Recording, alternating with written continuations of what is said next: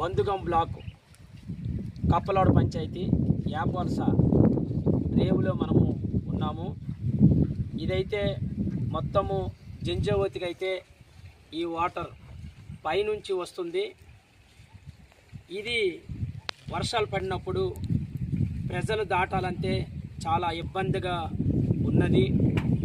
ఈ గ్రామాల ప్రజలకు ఎప్పుడైనా ప్రమాదం ముంచుకొని వస్తూనే ఉన్నది.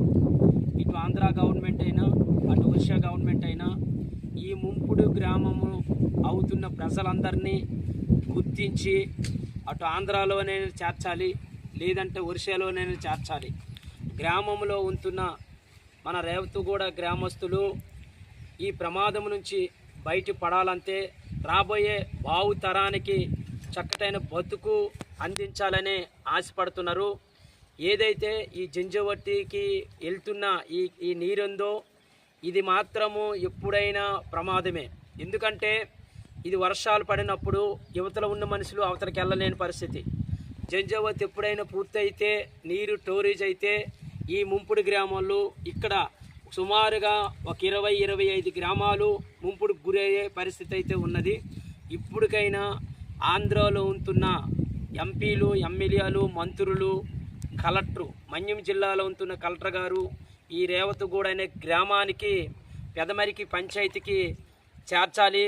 వాళ్ళకి అక్కడ చేరిస్తే భావితరాల బతుకు భవిష్యత్తుకి ఎంతో ఉపయోగపడుతుంది. భావితరాల బతుకు భవిష్యత్తు ఉపయోగపడుతుంది. ఎందుకంటే చాలా ఇబ్బంది పడిపోయే పరిస్థితి అయితే గిరిజనులు ఎదుర్కోవలసి వస్తుంది.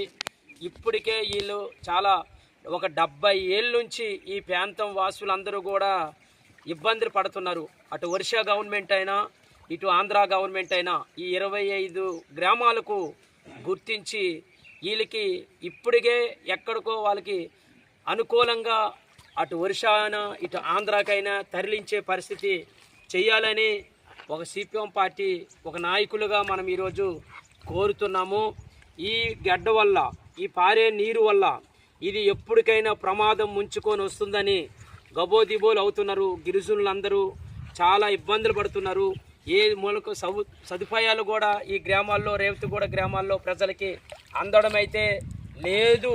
ఎందుకంటే ఇది దాటాలి, ఈ వాగి దాటాలి అని సంత మాత్రము అంత నీరైతే రాదు. ఇక్కడ చూస్తే మనము బ్రిడ్జి కూడా లేని పరిస్థితి అయితే ఉన్నది.